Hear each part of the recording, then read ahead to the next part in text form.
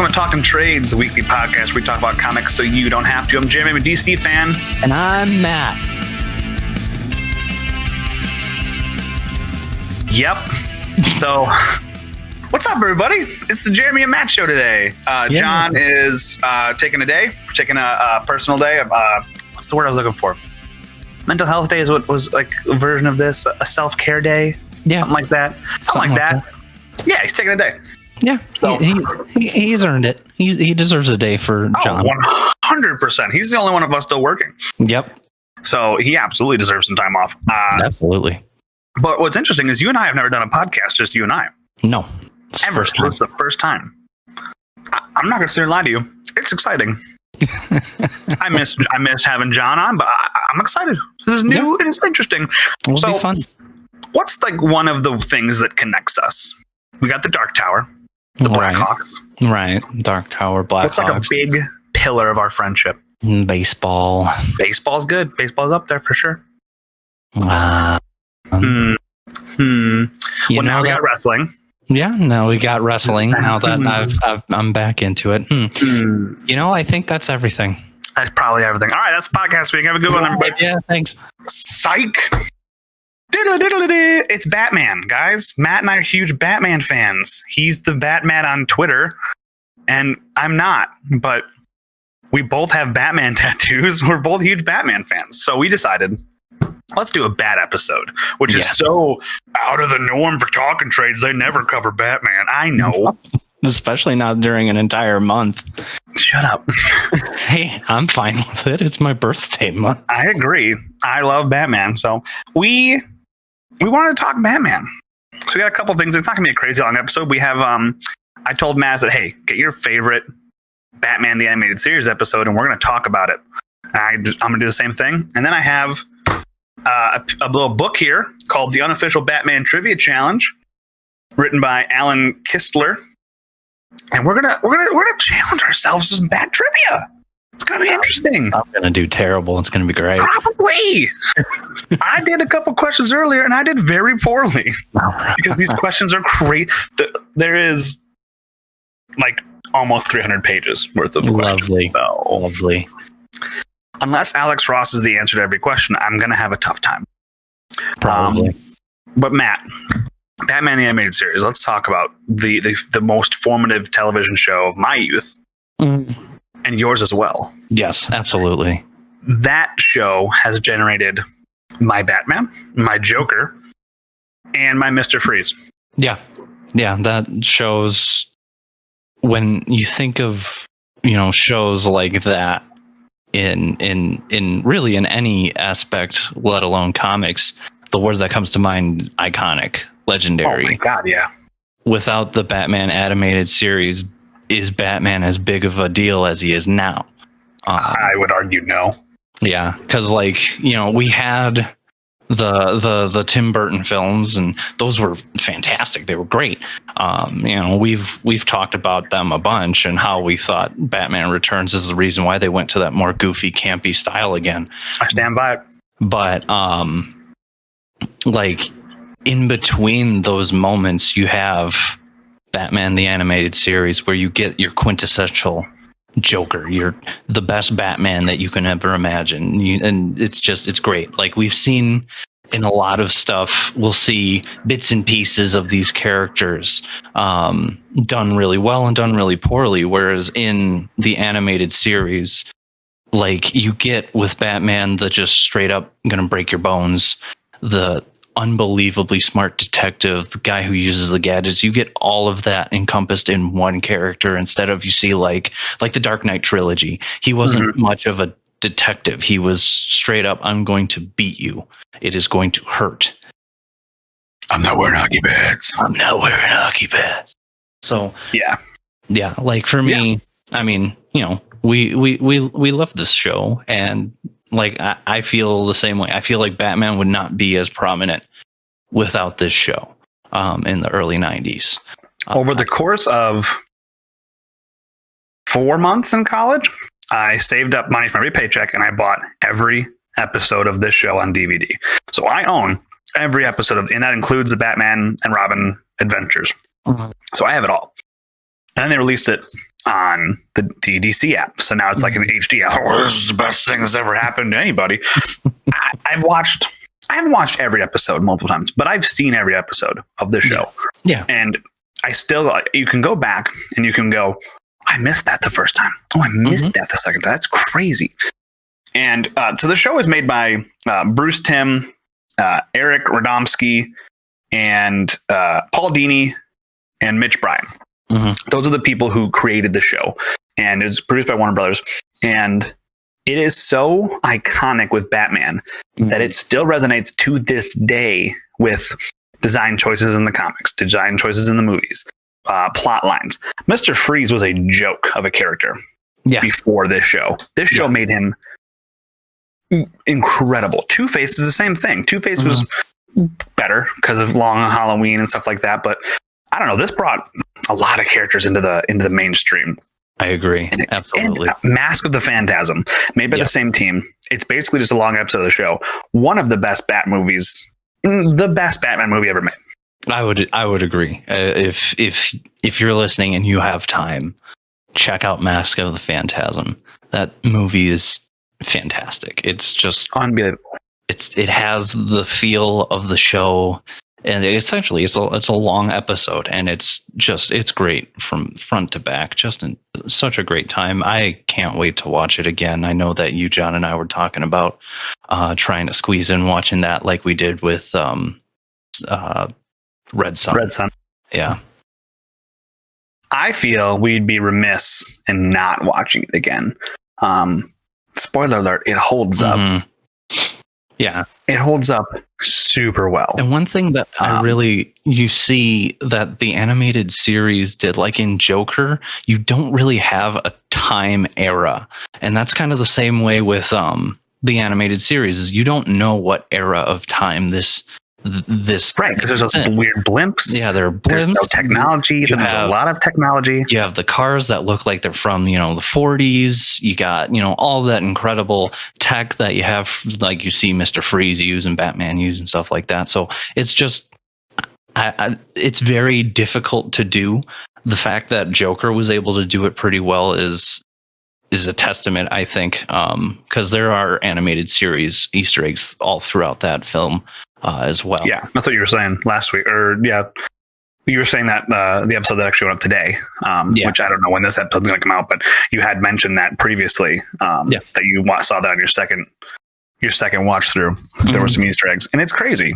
Yeah, that this show permeates even into the Joker, which is so uber serious, and this show takes Batman uber seriously, but still allows it to be fun and entertaining.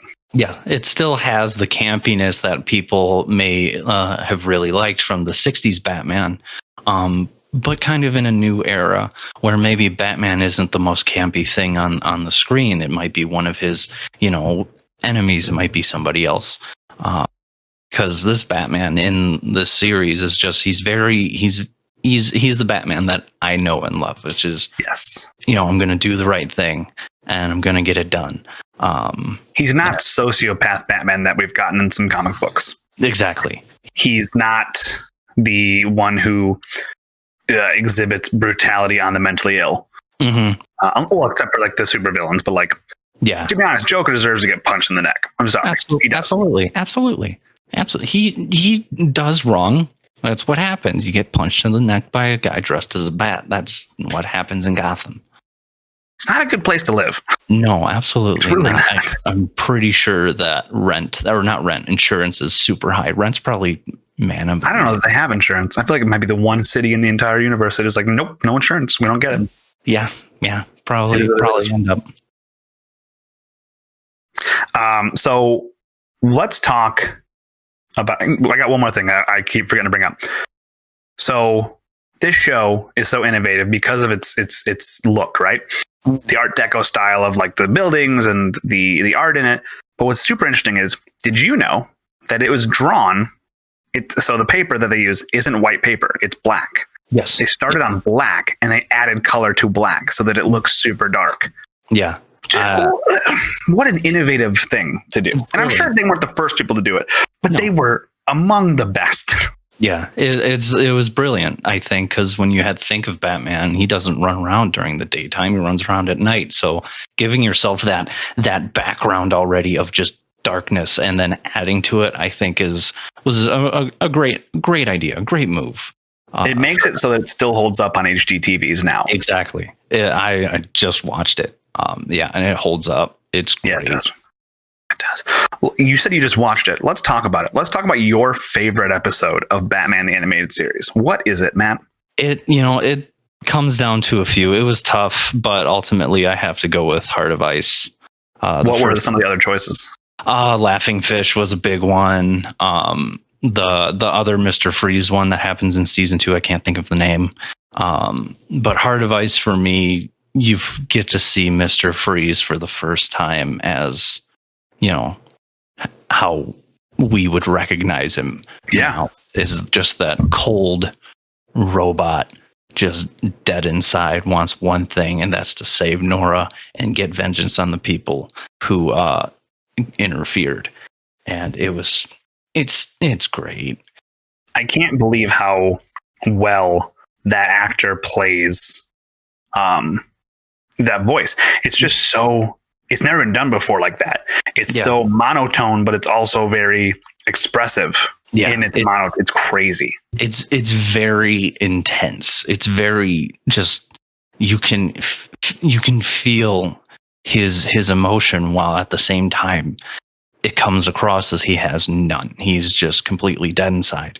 And it was he was great. I mean, obviously Kevin Conroy is a legend who he did such a good job. That whole episode is great. And, the first time you see Mr. Freeze and just that aura of just like, okay, this isn't something that we've seen before at that time. Because like you said, Mr. Freeze was nothing at the time. This show was a joke.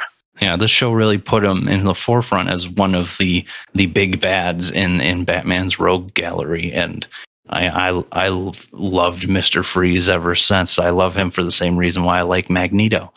He's somebody that you can you feel for. You feel for just on a deep level, like I get it.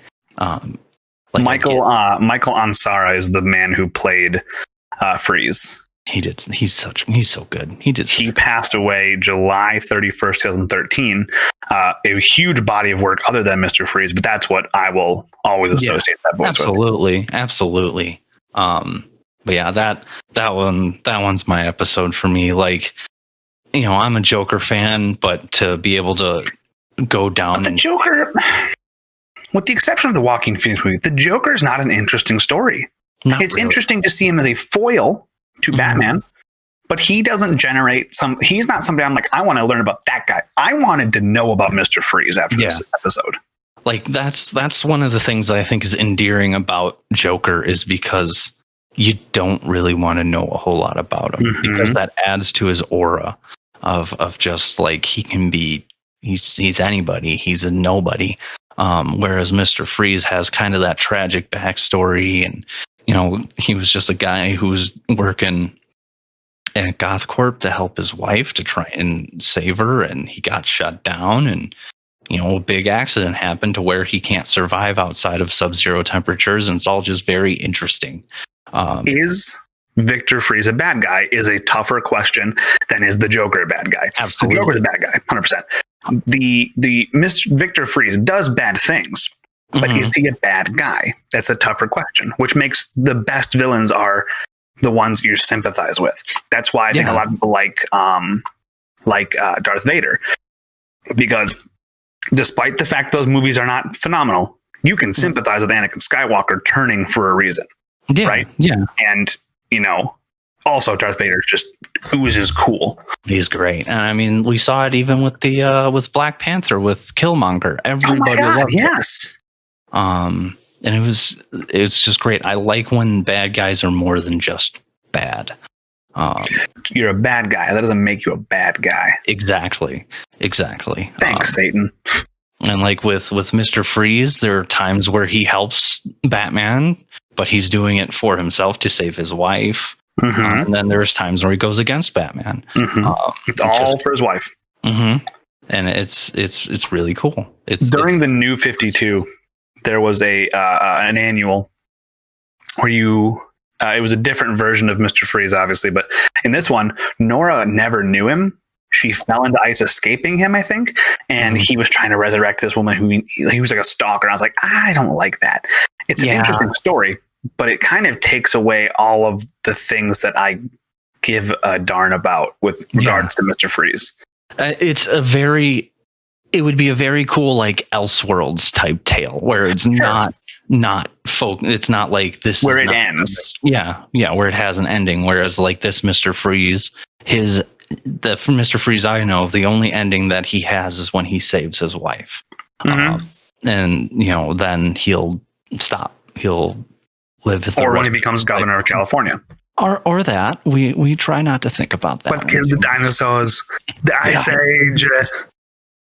Even though like that hockey fight scene was fun. It's still great. That movie's fun. It's just not good. No, it is not good, but it is a fun film. I can tell you, Kid Matt was a fan. Oh God, yeah, absolutely. So was Kid Jeremy. So the plot of this episode is you meet Freeze. He's robbing a bank. Then you find out more, and then doesn't Batman kind of agree like I will try to help you, but you gotta like stop. In Heart of Ice, he's robbing GothCorp. He's not robbing a bank. He's robbing GothCorp to take the certain materials and things he needs to exact revenge against the owner of GothCorp, whose name escapes me. I'll look it up. Yeah, the owner who we find out eventually is the one who's the reason Mr. Freeze has his condition of being able to only survive in sub-zero temperatures. So Mr. Freeze is on a path of vengeance at this point. It's not about necessarily saving his wife in this first time we see him. It's about getting vengeance for what the owner of GothCorp did to him. And so he does that. Batman sees that, okay, he robbed one GothCorp. I know where he's going next. And the first time you hear Mr. Boyle, that's it. First time you hear Mr. Freeze talk, Batman says freeze, and then Mr. Freeze goes, actually, I prefer Mr. Freeze. And so then cool. there's a big old fight, and it's great. Freeze misses Batman, freezes one of his goon's legs. He leaves the goon behind because it's just like whatever, he had it coming. He shouldn't have been what was the word? I think it was like incompetent. It's it's a payment for his incompetence. And Batman, instead of pursuing, takes the goon to the Batcave to help him, but at the same time also figure out how to get past the freeze tech and stuff like that. And in the fight, Batman gets frozen. He gets sick, which is interesting. It's interesting to see because like we've talked about it before with Kevin Conroy. He does his Batman voice is his voice, and the Bruce Wayne voice is the different voice. So he had to do the different voice for Bruce Wayne on top of the fact that he was sick. And it was great. He did a great job. And then basically he's so great. And you go through the episode. Bruce meets up with Boyle. They talk. Boyle talks about how he's receiving this humanitarian award and stuff like that. And he advertises GothCorp as like a people first company, but he says he only does it for the HR and stuff like that. So that kind of goes on for a bit, and then eventually Mr. Freeze crashes the party and freezes the entire building so that nobody can escape. But before that happens, Batman does find the security tape where Boyle pushes Mr. Freeze into the chemicals that he was using to help Nora, which results in that. So Mr. Freeze, of course, wants vengeance. He screwed over his own life and his wife's life. Basically, that's cold. You're right. It is. I was actually surprised there weren't that many ice puns. It's not a punny show. It really isn't. And I mean, there were still. If Robin had been in it, there would have been more puns. Absolutely. But it was a Batman solo adventure, and it was great. And at the end, Batman Mr. Freeze doesn't get vengeance, but he does get justice with Batman taking the tape and giving the tape of what happened to the press, and so basically just ruining Boyle's entire business and things like that. Mr. Freeze obviously still goes behind bars because he did bad. That's what happens. But just all of it, just being able to sit and watch it. It ends with the super iconic scene of Freeze looking at the music box and crying, and his tears turning to ice, which is actually in Batman Forever, Batman and Robin, whatever that one is, the bad one. Yes, Batman and Robin. Yeah, you see him just kind of holding the music box, and eventually he breaks down, and he shows some emotion, which like I said, if you're passing by, you think that he's showing no emotion, but that's on the contrary. He wants his wife back. It would be the equivalent of another man weeping or slamming his head into a wall out of pure agony and rage. And it's just, like I said, it was so good. Just being able to sit and watch it again, watching that show, it's great. It's such a good. And that episode in particular is very good. It is. It's very good. And you see these things, these kind of themes in Batman, and then you see that it started on a show that's meant for children. And that's really, and when you think of kids shows, generally you think of goofy stuff like that. But in Batman the animated series, like we've covered earlier, you get that goofiness. But at the same time, Heart of Ice there was no goofiness in this episode. It was heavy. It was, it was just a heavy episode. Yeah. And it's just, it's so good. It's so good. It's heavy to the point where I don't know that I picked it up as a kid. I don't think a lot. I knew I was sad. I was like, oh, that's like the movie. Yeah. And not realizing the movie took from the show. Yeah. And I was like, oh man, that's bad. So Mr. Freeze isn't that bad, but he's still bad. I don't think I got it to the same extent that I did when I watched it again in high school. Yeah. It's like, wow, this is really interesting. And it still is to this day. Yeah. I've always enjoyed Mr. Freeze stories. The Freeze stories in the Arkham games are all just so much fun. Because of this show. All because of this show. Without the show, you get none of those. No, you don't get Mr. Freeze as he is. You get him as he was before this show, which I don't even think he'd make it into those games if that was the case. Oh God, no. So absolutely not. Yeah, it's amazing what this show has done for these characters. And just it is absolutely of Batman. In keeping with the theme of growing up and maturing, my favorite episode of all time, it came down to a few. Two-Face is up there. The two-parter for Two-Face is really good. I think it displays, in a hyperbolic sense, the duality of the mind, where to the point where it's it's a little comical, but it does put it in a way that's oh, this makes sense. I see this.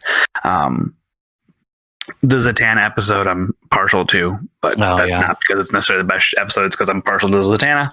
Because she's the best girl. She's one of the best girls.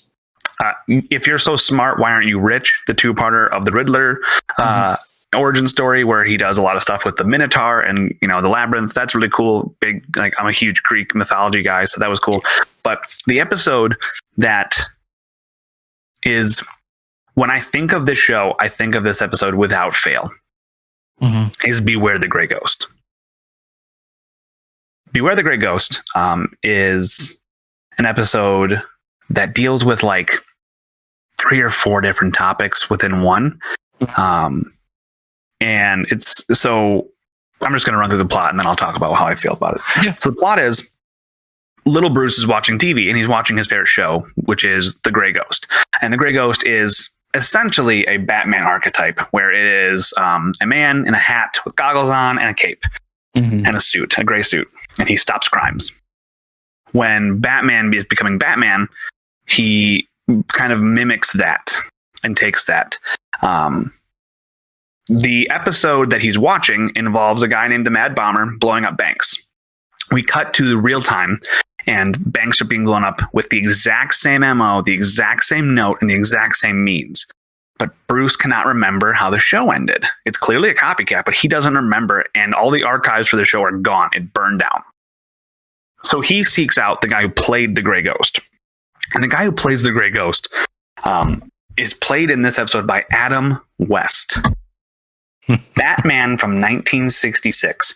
So we have Kevin Conroy, who has said that he based his Batman a little bit off of Adam West, wanted to pull in Adam West, playing Bruce Wayne, who based his hero off of Adam West's character in the show. Mm-hmm. So it's paralleling itself right off the bat twice, which is amazing. Mm-hmm. And Adam West's character is down on his luck. He's no one's cast him for anything. He's out of money, and he doesn't want to. Simon Trent is his name, and he doesn't want to be the Grey Ghost anymore. He wants to be an actor, which parallels Adam West's real life, where after Batman, no one would cast him because they were like, "Oh, you're Batman." Yeah, and he's like, "I'm not though. I'm an actor. I can do it." So he kind of grew to resent Batman for a while. He then came back around, but it took a long time for Adam West to get back to loving Batman and like being appreciated.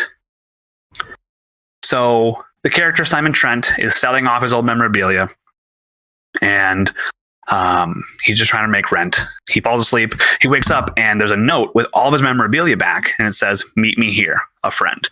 It's Batman. Batman wants his help because, hey, this show that you were in, I don't know what happened. You might. He goes, well, I can't remember this. It's been years.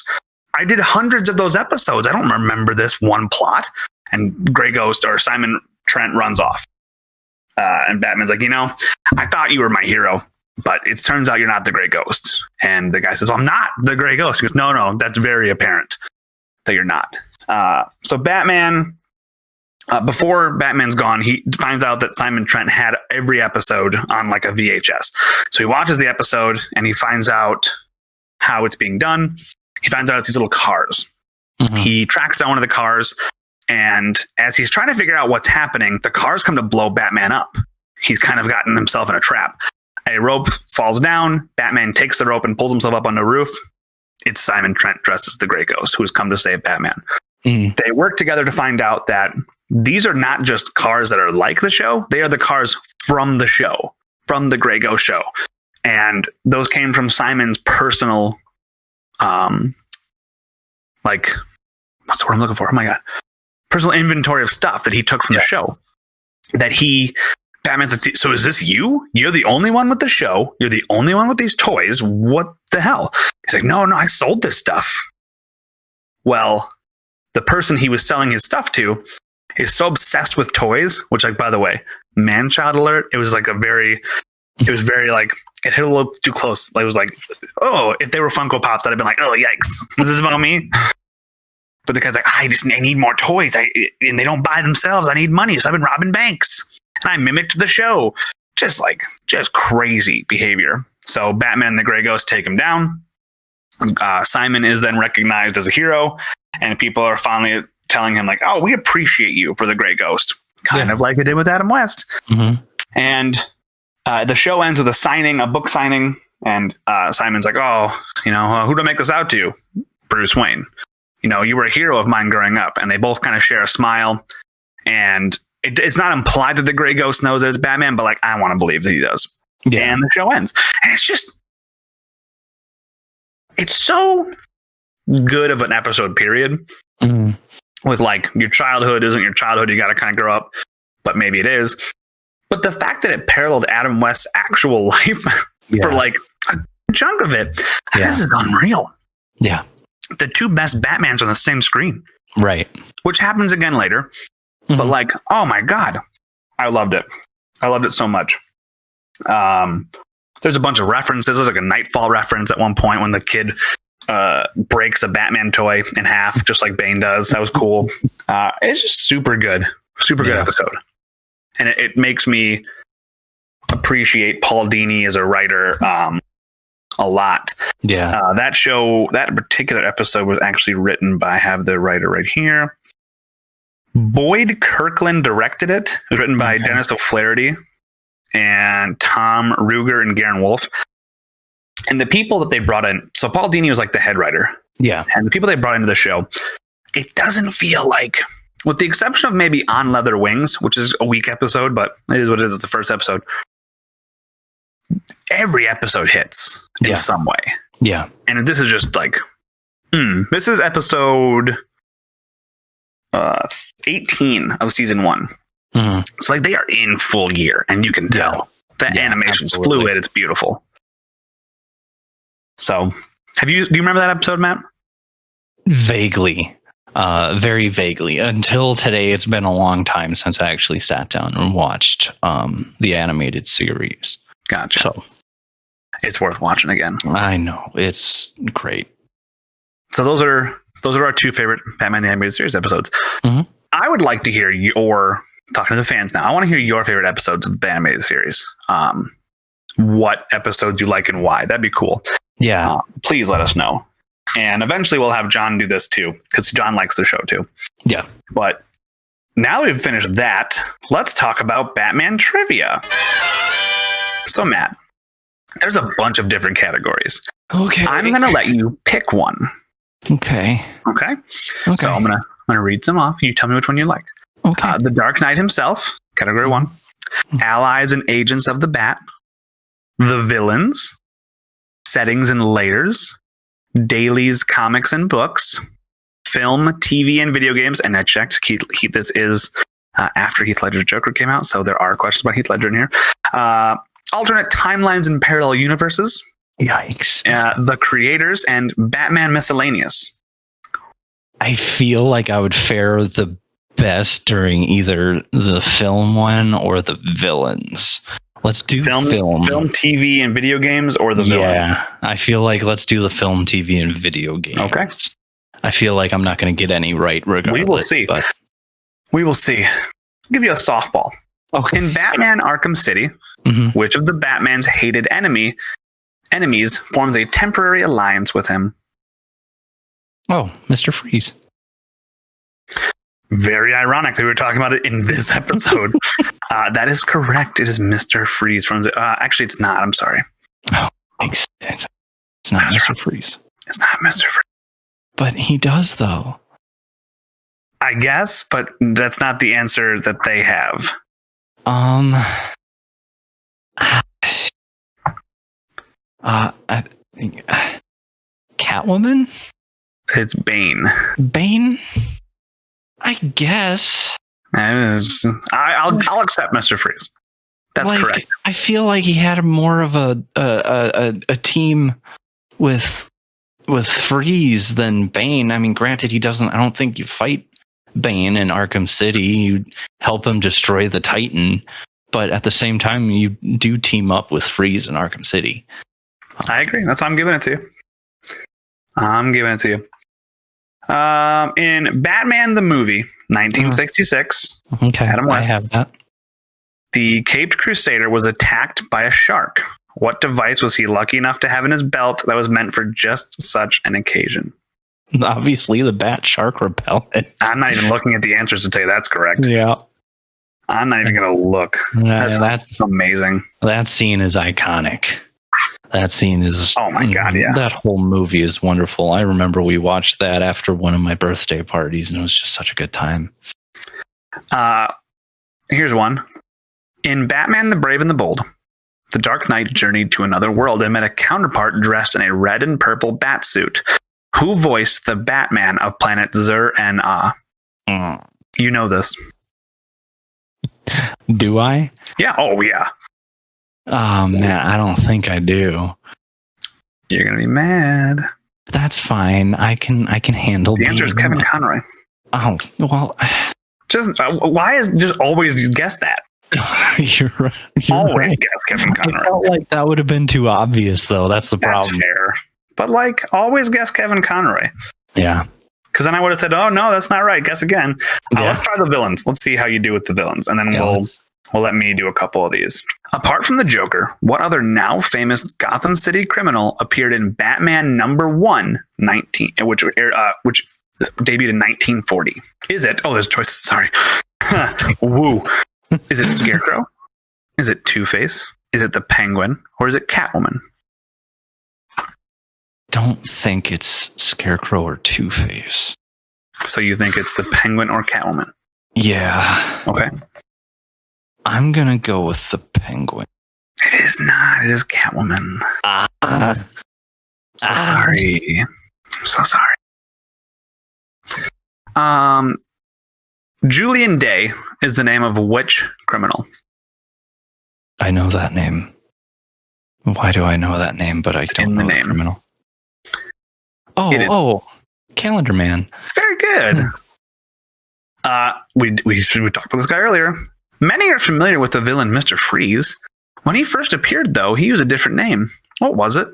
Was it Dr. Freeze, Captain Cold, Freeze Ray, or Mr. Zero? It's not Captain Cold. It is not. I can go ahead and knock that one out because that. Although it wouldn't shock me if DC's like, just recycle the name. Yeah, I feel like that wouldn't be the craziest thing that we've seen DC do. Oh,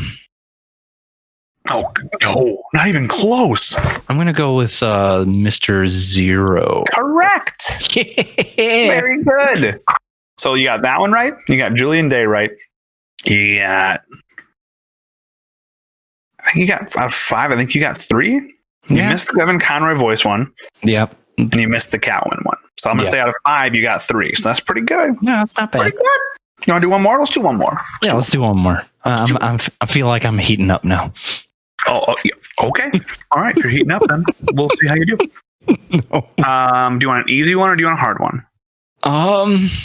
Surprise me. Okay. I'm gonna give you the easy one first. Okay. Which serial killer? And there's multiple choices. I'm not giving you multiple choices. Okay. If you get this wrong, I'm shutting this down. Which serial killer keeps a tally of all of his victims marking on his or her own skin? Victor Zayas. That would be a correct, Mr. Zayas. Final question for you. Yep. This is, so you've gotten 4 to 6. So this is to get 5 out of 7, which is a good score. Yeah. Are you ready? Yep. The true name of the terrorist and cult leader, Ra's al Ghul, and it's not Raz, it's Ra's, is unknown. The name that he now uses is an Arabic title. How does it translate? Is it the immortal demon, the demon's head, the undying ghost, the wrath of the demon, or the ghost who walks? And I can reread it if you need me to. I know that his nickname is the demon's head, but I don't know if that's also because that's what it translates to. So there's 3 names that have the word demon in them. Do you want me to reread them? I know that they're, yeah. Okay. The first one is the immortal demon, the demon's head, or the wrath of the demon. I'm torn between the first 2. Between the demon's head and the immortal demon. The immortal demon makes sense given him. So something I've been taught is you always go with your first choice. So what was your first choice? The demon's head was my first choice. That is correct. Good job. Good job. All right, Matt. I think we're ready. All right. Go ahead. Is there a specific category you want to start with? Let's start with whatever dailies, and so the dailies, the comics, and the books. Let's start there. Sure. I feel like I'm going to nail the parallel universes one.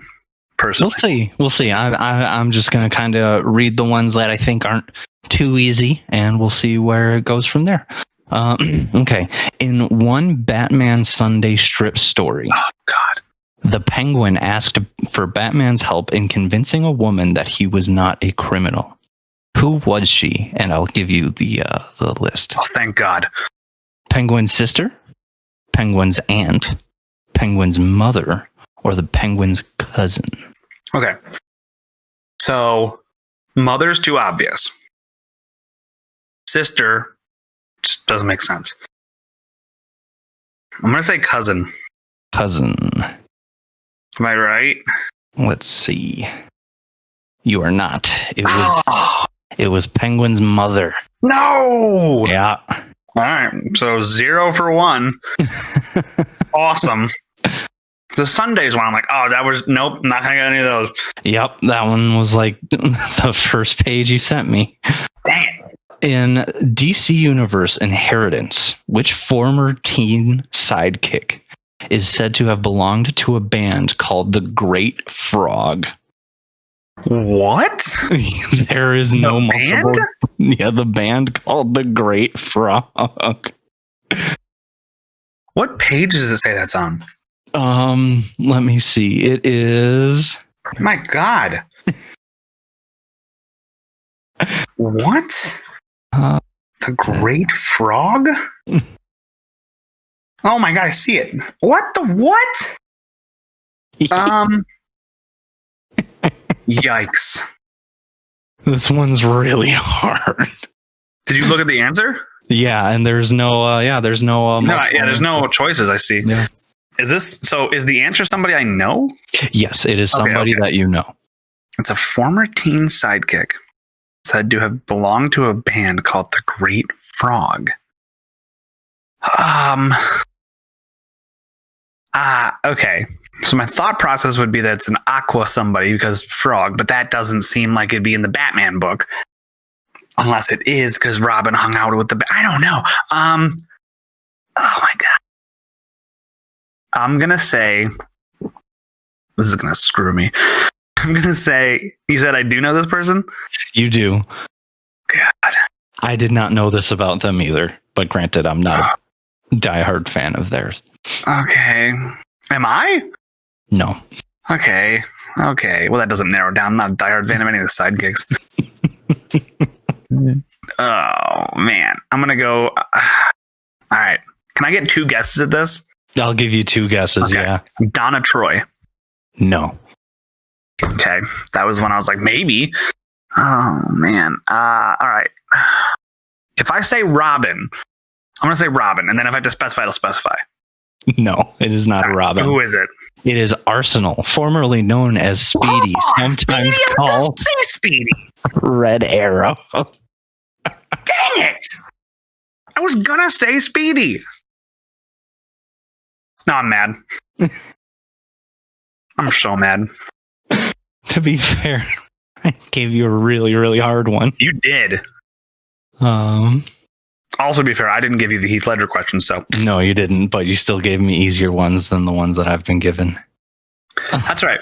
You didn't start a podcast for 4 years where you're the DC guy, so I feel like this is kicking me in the butt, and it should, and it's making me mad. I'm pretty sure you know this one. This one's pretty easy, I think. Yeah, give me a low ball. Yeah. In the novelization of Crisis on Infinite Earths, Batman sees what seems to be a ghostly vision of which Justice League comrade who has been missing for some time. The Flash. You said the Flash. Barry Allen. Ooh, yikes, it's Arsenal again. Now it's Flash. Oh, God. Oh. The novelization changed from the comic book.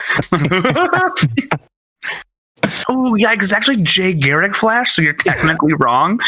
Yikes. Oh, wow, I thought it sucks to be you. I thought you did a comic podcast. I guess not. All right, so 1 out of 3 so far. Yeah. Yikes. Let's switch over to some parallel universe ones. You got it. I feel like I can get the parallel universe ones. Okay. Earth 10 is a reality where the Axis powers won World War II. On this Earth, the Justice League Axis has its own version of Batman. What is he called? Yeah. I can see him too. Oh. Is it Batmensch? No. Batmensch is from Red Sun. No, is it Batmensch? No. It's not like in German, right? It's like an English name. It is an English name. Is it Comrade Bat? No. God. The Axis would have been Germany, Italy, and Japan, but I don't think they'd make Batman Japanese or Italian. Because Spider-Man kind of cornered the Italian superhero market. God, That's a reference for like 3 people. Yeah, and they're all on this podcast. Yeah, they are. I'm going to say Uber Bat. No, it is Leatherwing. Oh, I knew that. God, I hate myself. Speedy. Oh, 1 for 4. God. I'm going to have to take this tattoo off my arm. It's okay. We'll give you another one that we already. Make me feel good about it. Thanks. Give me my participation trophy, please. In the Amalgam universe. Amalgam universe? Sure. Story elements and characters from Marvel and DC were combined. The character Dark Claw is a fusion of Batman and Wolverine? Yep. It's real bad. It's real bad. We should read it. No. On Earth 2, Alfred did not join Wayne Manor until after Batman and Robin had already begun their crime-fighting careers. True or false? False. Alfred was a field surgeon in that universe, I believe. That's actually true. It is? Yep. Earth 2? Mm-hmm. Unless it was... I'm thinking of Earth 1, but Earth 2 I thought was the one where this crime syndicate. All right. Well, I suck at this. Give me my last question because I'm 2 for 6. And the 2 questions I got right are on a tee. They're not even softball questions. They are T-ball questions. Yeah. God. Do you want me to do something hard? Not so tough? Hard. Okay. Let's go. I got to redeem myself, and I got to show that I'm not a total fake fan. If I get this question wrong, I think I have to. I don't know. Something. This is bad. If I get this question wrong, I will watch and do a review. I will type up a review of Batman Forever. Okay, I mean, I could probably write a few pages on just why Jim Carrey saves that movie. I'm sorry, Batman and Robin. Okay. I meant Batman. I could probably write a few pages on why Uma Thurman isn't entirely too attractive for that movie. Well, Poison Ivy's supposed to be hot, but like... Yeah, I will say that. That movie had its issues. I feel like Poison Ivy was done well. Yep. And it was a take on Mr. Freeze. Yep, and Bane. It was definitely a take on Bane. Oh, God. Not the best and one. The bat nipples. You know what? Give me a lowball question, Max. I don't think I can do a review. Okay. No. Let's go. Give me a tough one. I can do it. I'm going to get it right. All right. Here we go. In Batman/Captain America, readers saw a world where Batman and Cap both operated during the 1940s. What 2 villains were featured in this story? Okay, well, Red Skull. Yep. And Joker. Yep. And now I kind of really want to read that because that sounds really cool. There's a famous panel of Joker, and I think it might be that book. Joker, Red Skull, and Joker goes, "Wait, this guy's a Nazi? I'm a criminal, but I'm an American criminal."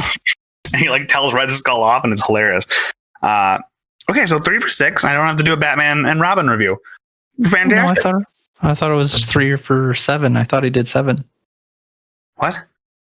Yeah, I thought I read 7 questions. You did. I said if I don't get this last question right, I'm doing the review. Yeah, you said 3 for 6 though. Oh, 3 for 7. Sorry. I was 2 for 6.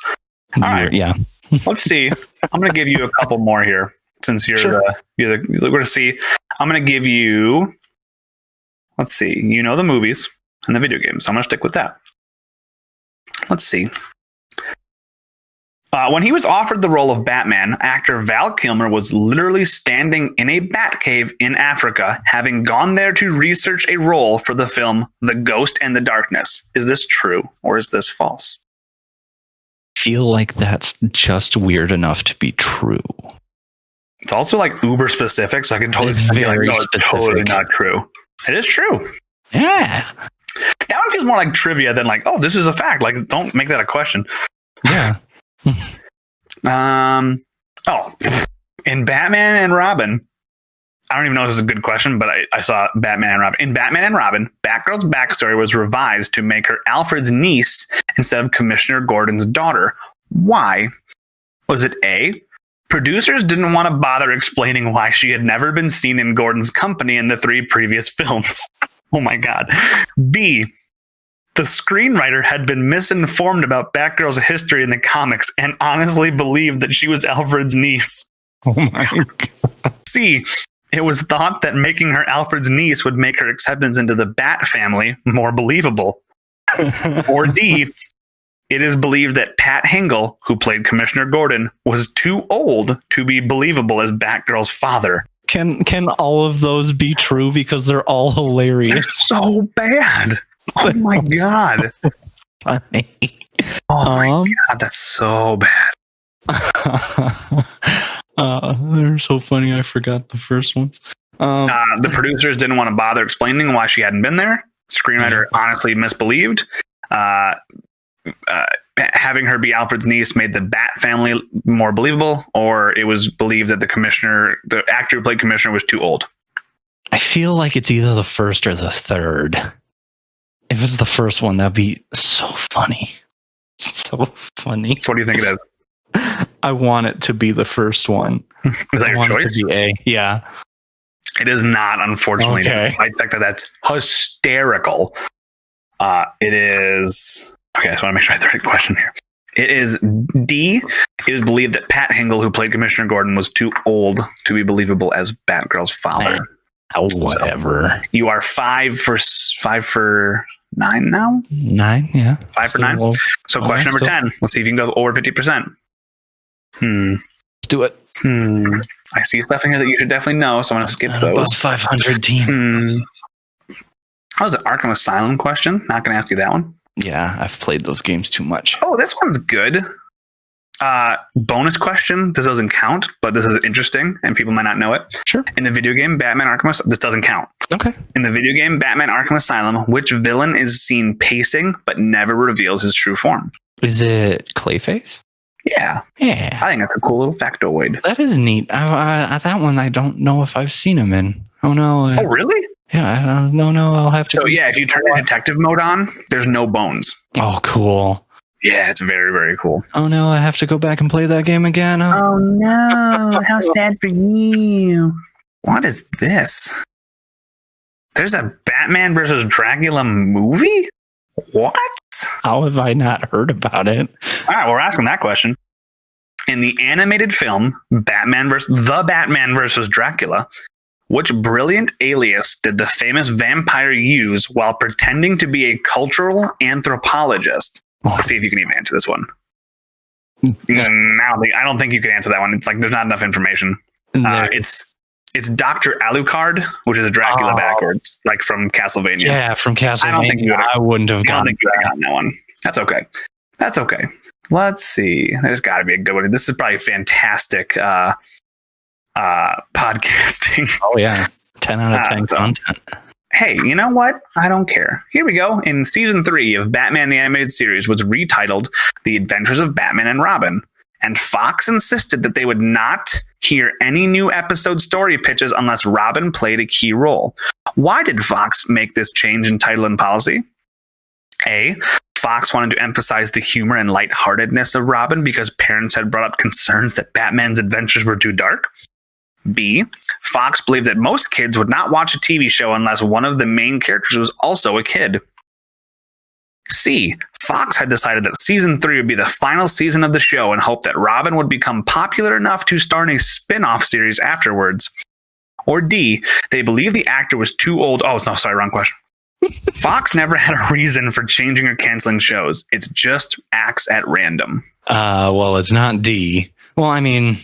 you never know with you never know. I mean, they did cancel some, they canceled Arrested Development. Family Guy like 6 times. Family Guy, Futurama.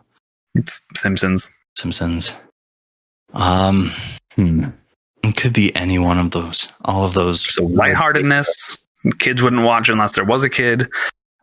Final season, hoping Robin would spin off, or random. Lightheartedness makes sense. The kids one. So A? Kind of makes sense. Oh. They all make sense, even the last one. The only one that I don't know if they would shoot to get Robin a spin-off series. No, Robin's not popular enough. I'll give you that one.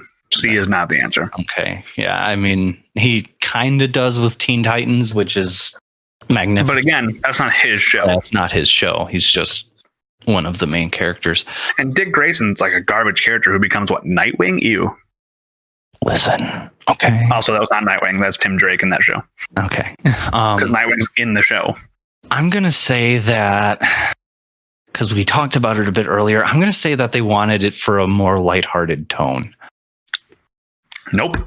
They wanted to... Fox believed that most kids would not watch a TV show unless the main character was a kid. Well, as a kid at one point, that is a lie. Ooh, this is interesting. True or false? Lando Calrissian was asked to reprise his role as Harvey Dent. Billy D. Williams was asked to reprise his role as Harvey Dent so he could become Two-Face in Batman Forever. But he refused unless he was given more screen time than Val Kilmer. Is that true or is that false? It might. I know. I was pretty sure he was asked to come back. I just don't know if that was his reason why he didn't. I'm gonna say, because I love Lando, I'm gonna say that was false. Okay. Why do you say it's false? Not that he wasn't asked to come back, but because he didn't ask to have more screen time than Val Kilmer. So you're right. It was false. But the reason is because he wanted to come back. They bought out his contract. Oh, well, see, I knew really wanted to play Two-Face. I knew that he wanted to come back. I knew that he wasn't against coming back, rather. But hey, I was right. All right. We can do either 3 more questions for me, or we can just say that I suck and move on. And honestly, probably could just move on because I screwed up so bad. Yeah. We can. Well, that's the Batcast this week, everybody. Let us know if you could do better than me in trivia, and you're probably right because I am shocked at how poorly I did today. Despite the fact that normally I'm very good at trivia, this was not a good day for me in trivia, but it is what it is. Thank you for joining us, Matt. This was fun, just you and I hanging out. Yeah, I had a good time. Shooting the guano, as it is, because that's what bat poop is called. And Ace Ventura. So, everybody, I don't know when this episode's going up, but I can tell you that after this episode, it will be Bitter Roots, written by David Walker, and John will be back for that. So look forward to that. Everyone, please stay safe, stay healthy, and make sure to love each other. Yeah, what he said. Yeah. You don't have to like everybody, but you got to at least treat them with decency. Yeah. All right. We will see you next week. Yeah. Bye-bye. Bye.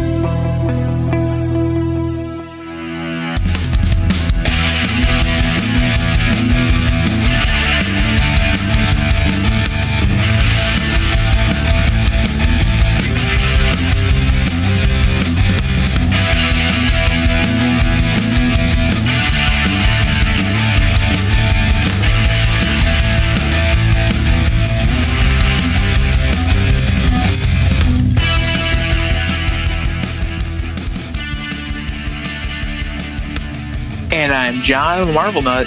And I'm Matt. Welcome to Talkin' Trey. This is a variant. It's a little different. We have some life stuff going on, so we're taking a little break, doing something a little fun, a little different. Matt and I are here to talk about the Avengers game. Yes. From Crystal Dynamics coming up. Yes, it looks super duper fun. There was that big event that I know that they had streamed a few days ago, at least as of when we started, as of recording. But yeah, we're giving Jeremy a little break. He's earned it.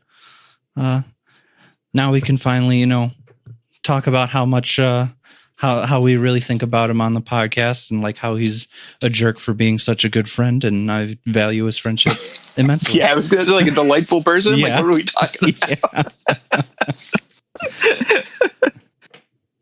So, for those of you who don't know, there's a Marvel game coming out this year, PS4, Xbox One. It's made by Crystal Dynamics, who made the recent Tomb Raider series, the reboot, as it were. Mm-hmm. And you get to play as the Avengers, which is the basically movie cast. Yeah. From the first movie. swapping Hawkeye for Ms. Marvel. Yes. Which I pretty much is the game. Yeah, I don't think anybody has any disagreement with swapping out Hawkeye. Nothing against him. He's a fine character. He's a fine character. I have only fantastic things to say about Ms. Marvel. And man, she's in the game, and they're giving Kamala like center stage spotlight. Yep. What a time, you know? Yeah. Like, I never thought I'd see it. What a time. Which it's going to be so cool. I hope they lean into, because she's like the current Spider-Man to a degree, where like she's young, she's identifiable, she enjoys her powers, right? And she's also notably a huge superhero fan. Yeah. So she gets starstruck, and I hope that they play into some of that, but it looks to be a little more serious, but that's fine. Yeah, that's really fun. I mean, at least with what we've gathered, I'm sure that they're going to have those fun parts like most Marvel things do. I hope so. Yeah, it should be a good time. I hope so. Yeah, so all the 5 characters have a different move set. 6 characters have a different move set. Yeah, which is sweet. Yes. They all have an ultimate. Like they shown Thor, his ultimate is like you rain down the Bifrost on your enemy, similar to like Hammer of Dawn if you play Gears of War. Yeah. It just looks so cool. It looks awesome. I'm super stoked. It can be super average and mediocre, and I'm going to eat it up. Yeah, with a big old spoon. Absolutely. How would you describe this game? Me? Yes. I don't know. It just looks like a fun, like third person action game where you get to play as the Avengers. And I mean, that alone is enough of a selling point for me. So this game was revealed at E3 2019. Yeah, last year is when it was revealed. And it was very lukewarm. Mm-hmm. People were a little confused because they would not commit to a definition of what this game is. Right. Or what you would be doing in this game, which is a huge red flag. Yeah, absolutely. And then it was supposed to, I think, come out last year or early this year, and then it got pushed to September of this year. Mm-hmm. Which I wouldn't be surprised if it pushed a little further, but who knows? Who knows? So I'm just going to pull from this article. So Samuel Roberts on PCGamer.com. What kind of game will Marvel's Avengers be? After the E3 2019 reveal, we have a good idea of what the game will be. A continuous single-player and co-op third-person action-adventure game with what sounds like a few RPG elements. It couldn't be simpler. Obviously. Yeah, duh. So the way the game is structured, Kamala is the main character. Yes. And again, I'm so that's how excited I am. That's how excited I am. I'm so excited for her to take center stage this game. There was a huge disaster that happened a couple years ago, and then it looks like Inhumans are suddenly happening, and now she's trying to get the gang back together to go take down AIM, which is Advanced Idea Mechanics. I'm very excited. So it's single player. Everything is, it looks like it's gonna be mission based. Mm-hmm. We have like a Black Widow mission. They showed a huge Thor mission. That's awesome. Yeah. Oh, awesome. And each character, like I said, has a move set, and it's as you would expect. Cap the shield things. Interesting note: Thor's hammer and how you target and send it and it flies and hits them was based off of the Mighty Thor run. Oh, cool! Which is the Jane Foster and the War of the Realms capped it off. Right.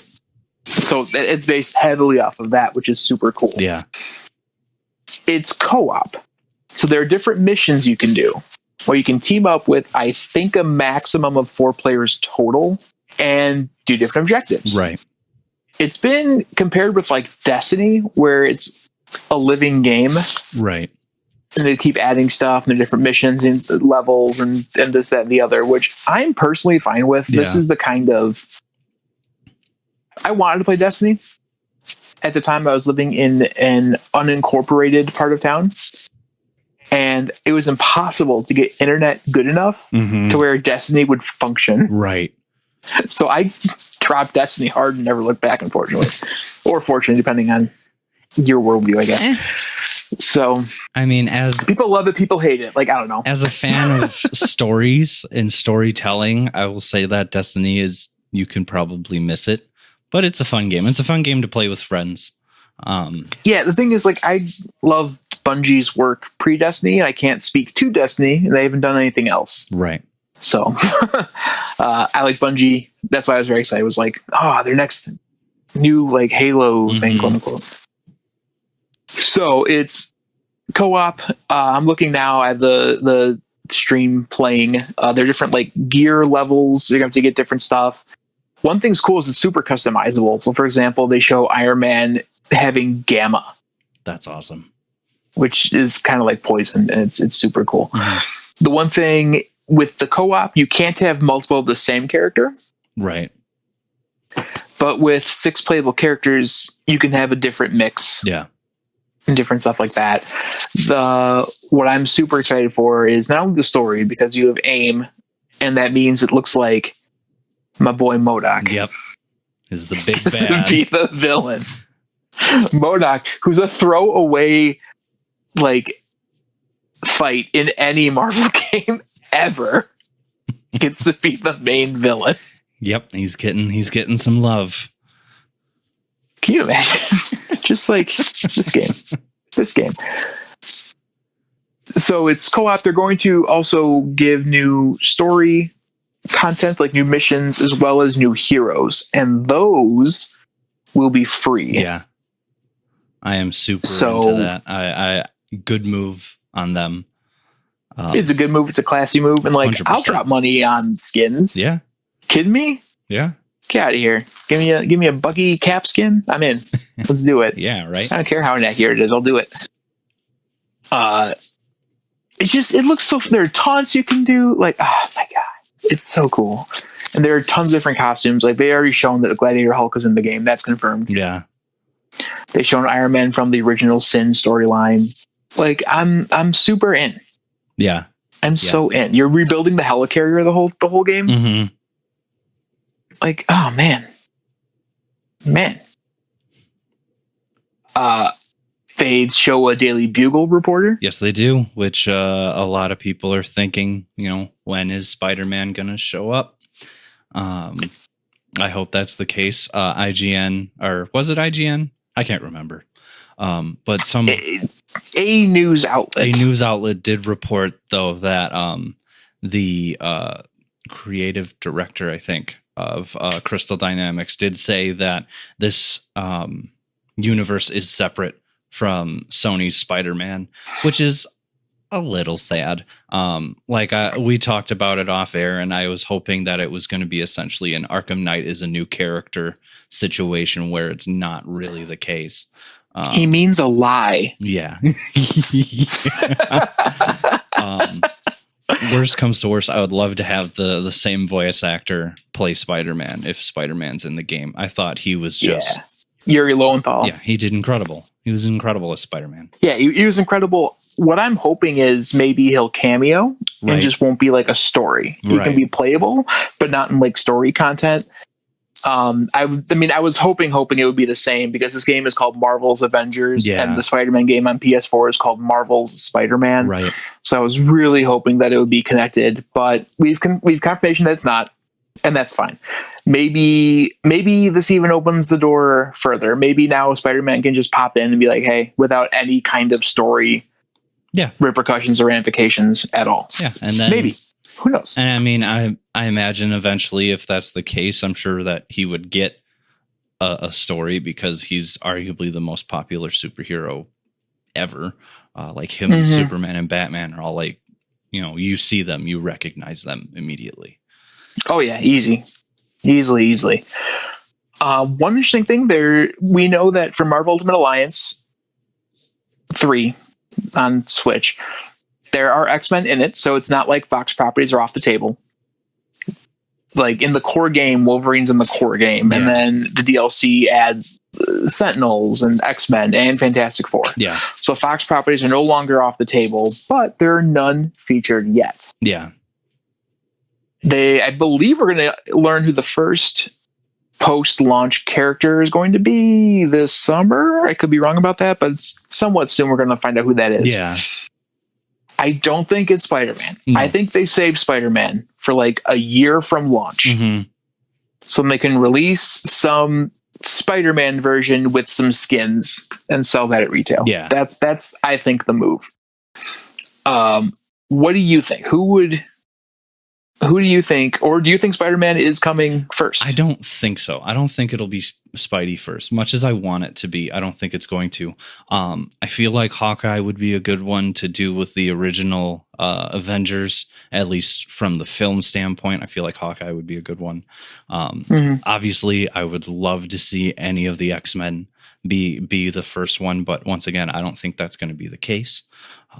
I would absolutely adore to have Logan show up and be the first one there, because he's a big deal. But no, I'm gonna say probably Hawkeye would make the most sense. Hawkeye would make the most sense, but Kamala wouldn't make a lot of sense conventionally. Right. I think it's a new game. Yeah. So I kind of hope it isn't Hawkeye. I kind of hope we go a little deeper. Yeah. X-Men is tough because it's an ensemble cast. Mm-hmm. So to pick one, I feel it would have to be Wolverine. Yeah. There's just no two ways around it. Yeah. In the trailer, they show Hank Pym. Do you think he'll be playable? I don't know. I don't know if they'll do I don't know if they'll do Hank Pym, or they might go the Scott Lang route like the MCU did, which I would personally prefer. I like Scott Lang. I think in 2020 you should not have Hank Pym be playable. I think that the name is sullied, and we just I would agree with that. If Twitch is banning people on allegations of that level of misconduct, then I definitely don't think we should make him play. Yeah, yeah, I would agree with that sentiment. I feel like Ant-Man also is a good one.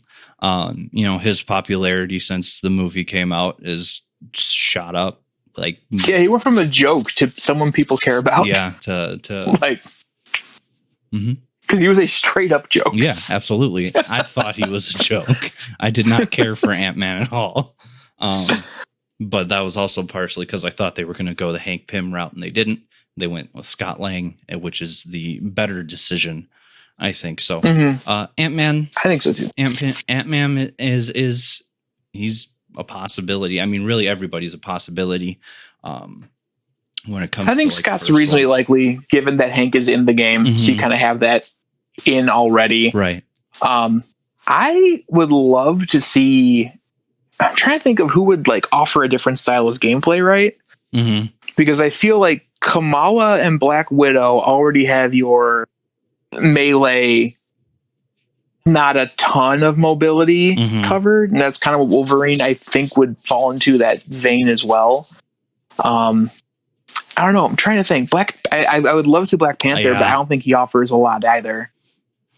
Maybe you go in Humans. Yeah, you could, because that seems to be a plot point. So maybe you go with some Black Bolt. Yeah, or some Medusa, or some Good Boy Lockjaw.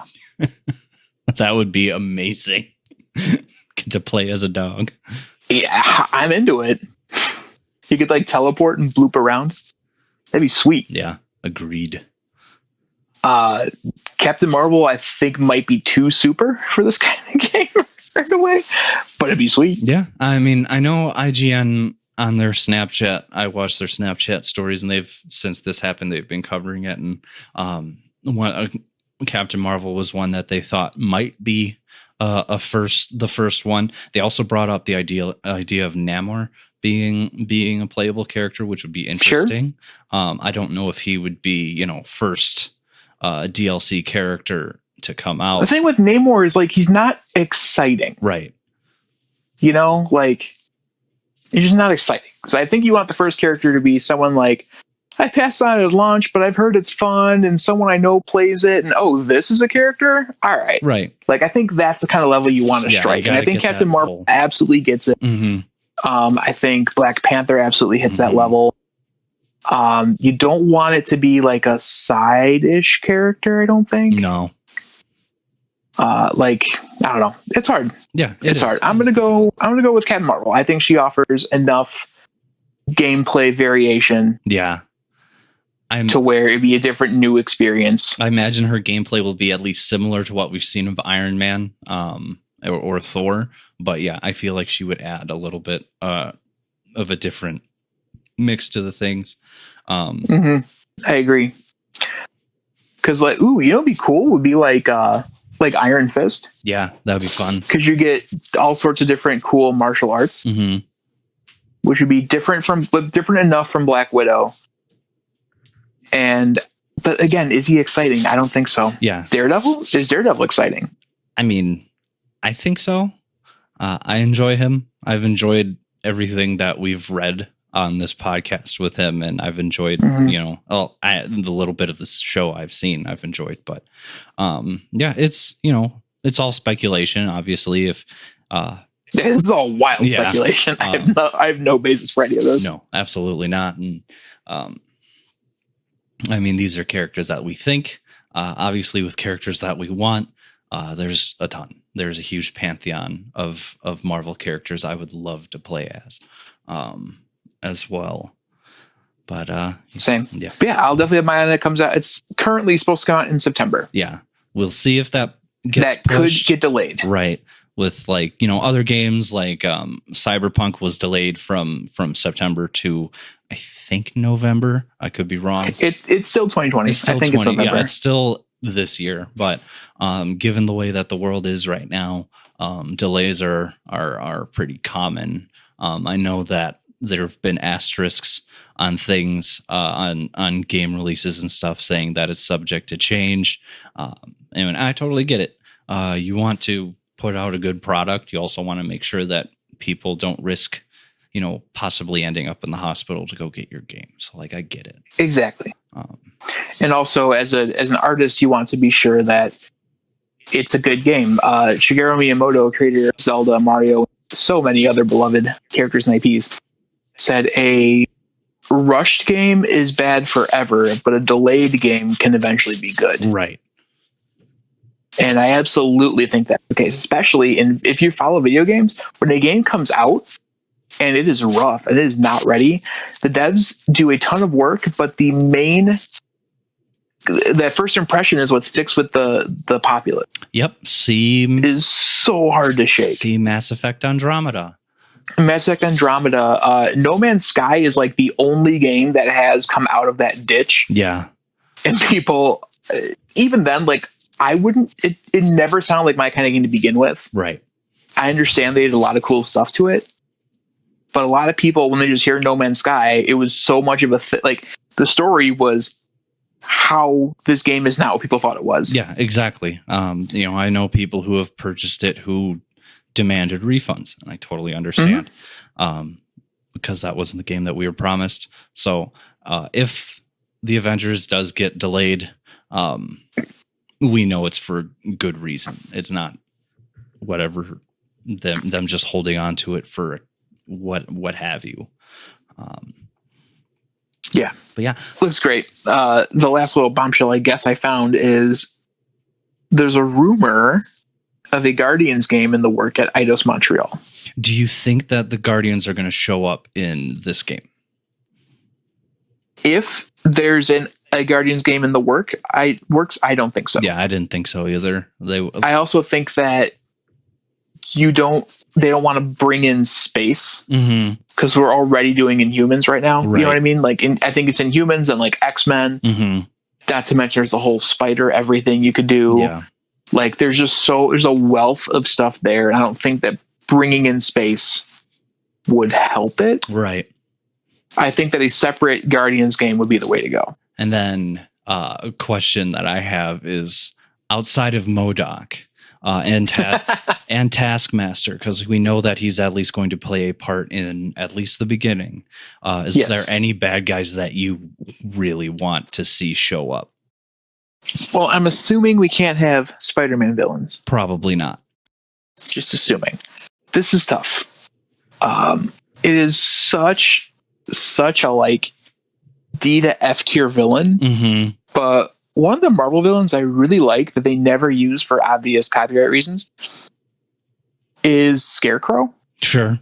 The Marvel Scarecrow is super cool in that he actually feeds off of Fear, Okay. which is awesome. Yeah, that's really cool. He was in a bit of Sam Wilson Cap. Mm-hmm. I think that would be amazing.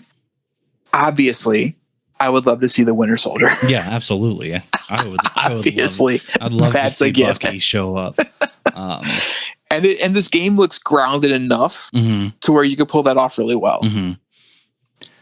I mean, for all we know, Bucky could be the first playable character that they announce. I feel like Oh my god! I feel like he has a good enough of a pull to where people would get excited. Me and like 15% of the audience are going to be like so into that.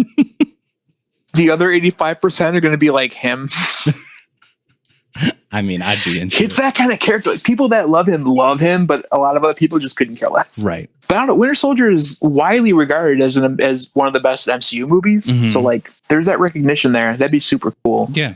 I mean, I always want more. Like, I'm always down for like more of the Cap world. Yeah. So that'd be sweet. Zola, Red Skull's kind of dicey in the current political climate. That's kind of why I went for Bucky. I'm like, people like Bucky. Yeah. That'd be cool. So if you're not doing space, maybe you don't get Captain Marvel. Yeah. I mean, yeah, it's tough.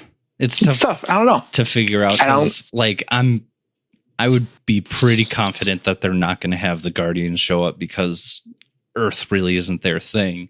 But like, we've had Captain Marvel come to Earth to, help. So it's tough. It's a tough call. But for Captain Marvel, you have to introduce the Kree. Yeah. Like, I don't think we want to go there. Yeah, that's a lot. So Fantastic Four also is probably not a thing. Maybe. If you're confining it to Earth, yeah, I'd say, I don't know. I think Black Panther's cool enough. Especially if he has the cool, like, energy absorb and send out stuff from like the movie. That'd be awesome. Yeah, I would. That'd be a really cool way, kind of like a counterattack kind of moveset. That'd be sweet. Yeah, I'm in for all of this and more. Yeah. It's always fun to talk about this stuff. It's cool that they're doing essentially a co-op Avengers game. I know a lot of people have wanted that. I'm one of them. I know that they had like Marvel Ultimate Alliance and stuff, but something on this kind of scope with the Avengers coming out, I think is going to be really, really fun. The game looks unbelievably detailed. Something with this kind of like cinematic treatment. The voice actors in this game, the voice talent is just amazing. Yeah, top tier voice talent. You got my boy Troy Bakes as a Hulk. You got Nolan North. He's playing Iron Man, which I am over the moon about. He's gonna crush it as Iron Man because he basically just gets to be himself. Yep. Yeah, Troy Baker's Banner. Jeff Shine, Schine from Telltale's The Walking Dead Season 3. He's going to be Cap. Travis Willingham from Critical Role's Thor. Laura Bailey of Uncharted 4 and Critical Role fame is Black Widow. And also Last of Us 2. Laura Bailey is in Last of Us 2. And Nolan North, of course, is going to be Tony Stark. Yeah. The article says Assassin's Creed everything else. Uncharted. Like, it's so true. That's so true. Yeah. Yeah, I don't know. It can be, like I said, like a 6 out of 10, and I am sold. Yeah. I am very excited for a game like that where you can experience the story by yourself, and you can also experience story bits with friends. I've always been a huge fan of story-driven games. This seems like it's going to be essentially that, where you're going to have a very deep, fun story where you get to play as all these characters and do things that in a video game that you've always wanted to do since you were a kid. Which is save the world, except I don't think anybody thought that you were going to be saving the world from MODOK first, but I'm into You know what? It's about time to take him seriously. Okay. Yes, says the man with the MODOK mug. It is amazing. It is on my desk at work, and which means I have not seen it in months. Yeah. I love everything, every flavor and character choice they made. I have, Mm-hmm. and I'd like to see continue. Yeah. And I will have to wait until so far September Yeah. to get that. But for now, we're going to play a fun game. Yeah. Stay tuned. And now joining us, special guest, a friend of the show, definitely isn't on every week. Jeremy. Welcome, Jeremy. Oh, guys, I'm so excited to be your first time fan, long time caller. It's exciting. It's exciting. So I'm just happy to be a part of this. Yeah, we're happy to have you.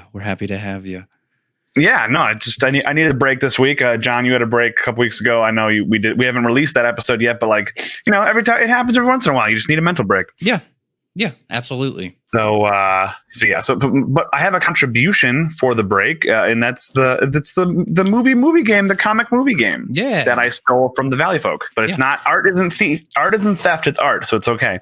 So the way this works is I'm going to give you two synopsises smashed together. Okay. And it's going to be a movie and a comic book, since we're a comic book podcast.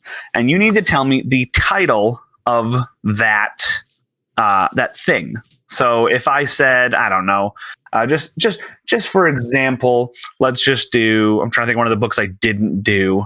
Okay. Trial of the Dark Phoenix. So if we said, what is that one movie? Gerard Butler has to help the president escape from something, while Jean Grey is on trial for murdering an entire star system. You would say Phoenix. Is it Trial of Dark Phoenix has fallen? I thought it was a Phoenix movie. Maybe. Are you thinking Trial of Jean Grey? I'm thinking of Trial of Jean Grey. It's not called Trial of Dark Phoenix. It's not. Good. I was just kidding. Sorry. It's called The Trial of Jean Grey. Okay, then you could do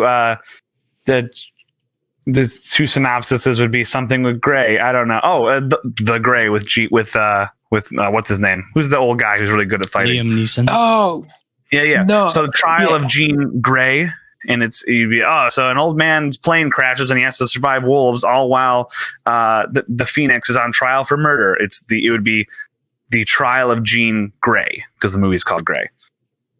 Okay.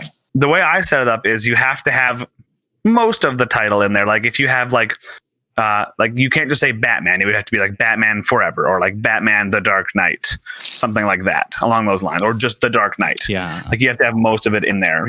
I think all of the ones I picked are very doable. Okay. I think you guys will be fine. Okay. Should we recording on Discord video chat? So should we raise our hand or something to? It's just whenever you feel like you have it, you say, "I think I got it." Yeah. And then if the other person's like, "Hold on, I'm almost there," then we can just. It's not a contest. It's not about who gets it quicker. It's about who gets it right. Period. Okay. So okay. Yeah. So we'll start off with the first one. So based on a popular book series, some cool teens learn of scary stories being written as they happen. Meanwhile, a geriatric puts on his old suit and goes back to working well past his prime in the city of Gotham. And this is movie first, then comic. And I can repeat it if need be. I need it again. Please. No, based on a popular horror book series, some cool teens learn of scary stories being written as they happen. Meanwhile, a geriatric puts on his old suit and goes back to work well past his prime in the city of Gotham. I think I got it. I think I got it too. Okay. Matt, let's just have you say it, and Sure. we'll see if you both get it. Scary stories to tell in The Dark Knight Returns. John, is that what you had? No, I went very different. What did you have, John? I had Death Note of Captain America. No, because I don't know, I couldn't think of anything. No, it is Scary Stories to Tell in The Dark Knight Returns. Very good, Matt. Nice job. Okay, this one I think is the first part will be a little difficult, but the second part will be easy. Sure. This one goes comic or a movie, then comic. Okay. Okay. So Timothy Dalton stars as the suave spy who must hunt down and stop the Joker after the clown prince of crime has paralyzed Barbara Gordon and kidnapped Jim Gordon. Got it. That was fast. It was. That was so fast. Matt, why don't you mute for just a half a second and let John say it? That way you don't hear it. Okay. John? Is it View to a Killing Joke? Is it what? View to the Killing Joke? No, you got the second part right. License to Killing Joke? Yes. Very good. Very good. All right, Matt. We're gonna see if Matt can get it once he puts his headphones back on that he threw off dramatically. They were very impressive. I liked the flip off, Matt. It looked good. The headphones flew off. So John did get it, but he won't say it. Okay. It was. So now you can kind of talk through it out loud. Yeah. Well, it was a James Bond movie in The Killing Joke. And License to Killing Joke. Yes. Very good. Very good. Both of you guys got that one. Boom, right away. Okay, this one I think you guys will nail immediately. So this one goes comic, then movie. Okay. The comedian is dead, but who killed him? A group of mysterious men must use their alien technology to find out, all while erasing memories of innocent bystanders along the way. I got it. This one didn't feel like it was crazy. It's not that. That one. Matt, if you have it for sure, John, why don't you talk through your process here? I think I have it as well. Also, I got it. Okay, let's hear what you got, Matt. The Watchmen in Black. Very good. Very, very good. Nice. This one I think will stump you just because you have to have the full movie title in it. Okay. So this one goes movie, then comic. Okay. The dinosaurs need help to escape the island that they have called home their entire lives. The world outside the island isn't much better. The real superheroes have left young, brash replacements. Maybe the strange man in Kansas is their only hope left. I tried to make this one as vague but still as specific as possible. I feel like the first part is the second. Yeah, talk through it. I love it. Jurassic World Fallen Kingdom. Okay. I think I got it. Okay. John, what are you thinking? Where are you at? Where's your brain at? I'm thinking the movie's Ice Age. So I'm like lost. Two very different films here, right? One of you has to be right. One of you has to be wrong. Two very different films. I mean, if Matt's right, then I think I got it. So let's say Matt's right, John. What do you think it is? I think it is Jurassic World Fallen Kingdom Come. Very good. Yeah, that was what I was thinking. I did it. Very good. Because I was like, Ice Age, there's no dinosaurs in Ice Age. There's no Ice Age. There's no dinosaurs in Ice Age. They're all mammals. Dinosaurs show up in one of them. But for whatever reason, that is anachronistic. Then, yeah, I don't know that I've seen an Ice Age movie because, I thought the cast was dinosaurs. You're fine. Yeah, you don't need to see those. No, you don't need to see those. Next up here, we got this one goes movie, then comic. They need to save their gym from that jerk across the street, so they decide to play a schoolyard game to earn some easy cash. But he only has a limited amount of time left after his encounter with the sun. After revealing his true identity to his love, he will have some more adventures along the way. Well, I know for sure the movie. I know for sure the comic. What's the comic? Oh, so talk through it together. Here, comic. Before you say the name of the comic, confirm, Matt, just say the name of the movie to confirm that John's on the right path. Dodgeball. Okay. John, does that confirm your thing? It'll fit. Ooh. Yeah, it'll fit. Yeah. All right. So Matt, I'm going to give you some help here. So who would, it's a comic book, right? Yeah. And you got to think your audience. Yep. Who would have an encounter with the sun? Superman. Very good, Iron Giant. Dodgeball. Dodgeball's first. Mm-hmm. So what's the end of Dodgeball? Like, what could work into a Superman title? Dodgeball, an underdog story, I believe, is the entire title of that movie.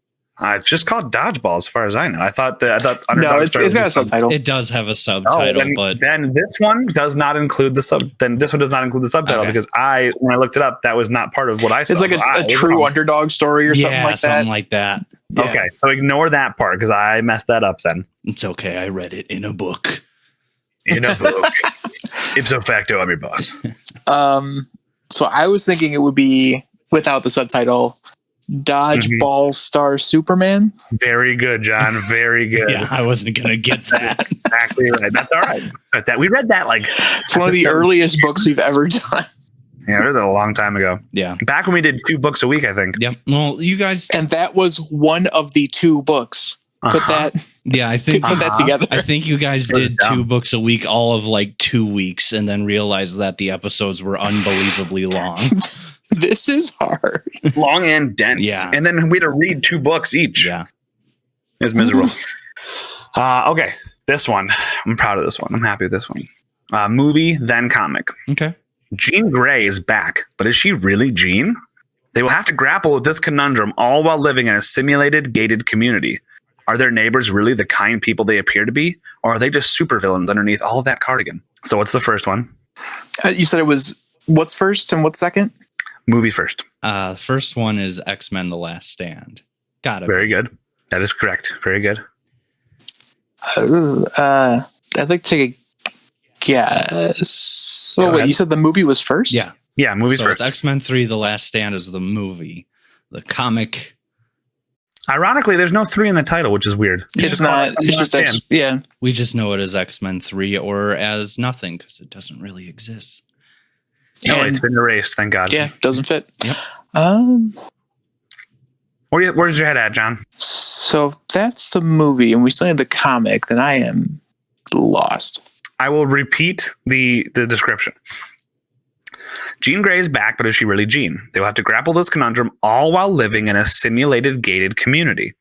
Are their neighbors really the kind of people they appear to be, or are they just super villains under all that cardigan? I got it. What is it? So what led me astray was I'm like, okay, this is like Stepford Wives. So everything's like all weird and like a nice community. Ah, Then you interesting. said the comic was first. Then you confirmed it was Last Stand. And I was just, sailing. So I'm going to go with X-Men: The Last Stand Off. Very good, John. Standoff was the comic. X-Men: The Last Standoff. We have a couple more.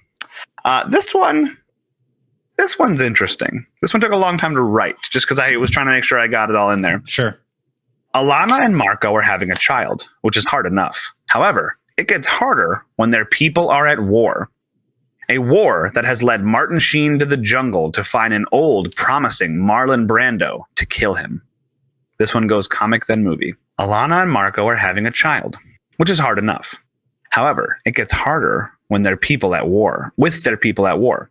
A war that has led Martin Sheen to the jungle to find an old, promising Marlon Brando to kill him. I think I got it. Not even a clue? Do you have any No. parts of it, Matt? Okay. No. John, what do you got? Sagapocalypse Now? It's, yeah. I'm sorry. What Saga, is Sagapocalypse Now? it's Sagapolis Now. Yeah. Apocalypse Now is the movie, yes. I didn't know where the break in Saga and Apocalypse was. Saga Apocalypse Now. Saga Apocalypse Now. Okay, this one we'll see. I think you'll get half of it. This one goes. The title goes comic then movie, but the description doesn't. Okay, so the title is comic then movie. Albert's beloved horse is sold to the British cavalry. As he journeys across the landscape of war, hoping to be reunited with his horse, he must avoid superheroes who stand on opposite sides of a country-dividing moral quandary. I think I got it. Okay. We'll give John a second here to think. I'm glad you got it. I could think of the trailer for this horse movie, but I could not for the life of me think of the name right now. That's fine. Can you think of the comic name? Because the comic goes first. The comic was my God. I think it was one of the Crisis ones that we did. Matt, what is it? Civil War Horse. Yes, it is. I don't know why I got stuck on Crisis. Civil War Horse. So that Warhorse trailer was on all the time at Best Buy on the demo TVs when I was there. So I'm like, man, I could see all the Steven like the Spielberg actors. I directed could this see movie. things going Yep. down. Well, and also like Tom Hiddleston, like I know like he was that his part was like a big part of that cut of the trailer for the TVs. I could see that like over and over in my mind. I just couldn't get there. I was too stuck. And I'm like, it's not Seabiscuit. I can think of any other horse movie in the world. That's fantastic. I'm either dead on or just not in the right state. That's all right, man. That's okay. We'll do another one of these another time, but I think you're not getting like the rhythm. Our last comic movie game is the title is movie comic. Okay, so college is insane. Parties, dancing, girls. These guys are having the time of their lives, so long as they avoid double secret probation. But just when everything seemed to be going well, Logan wakes up in a world that he has never seen. Got it. A world run by a man with a magnetic personality. What is it, guys? Animal House of Animal M. House of M. Very good, boys. Very good. Animal House of M. I was very proud of that one. Yeah. I'm pretty proud of all of them. They were all fantastic. But you guys did great. I think you guys only missed. I don't think there was one that you both missed. Yeah. You got them all. Yeah. I agree. Yeah. You got them all. Good job, boys. Very good. So that'll do it for my portion of this week's podcast. Hope everyone has a good week. I'll have to listen back to this one to hear all the Avengers takes. I'm very excited to hear those. Yeah. So. Mm-hmm. All right, boys. You guys have a good one. I will talk to you later. Bye, everybody. Okay, bye. Bye.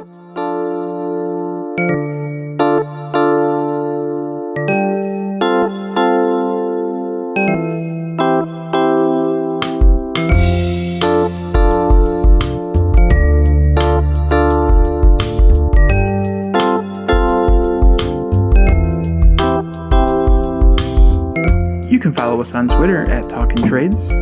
Follow Jeremy on Twitter at LizardKing27. You can find John on Twitter at Maesterlaka, Maesterlaka. And for this and other projects from Matt, please check out Facebook at Matt Speed and Music. And remember, we're not experts, we're fans.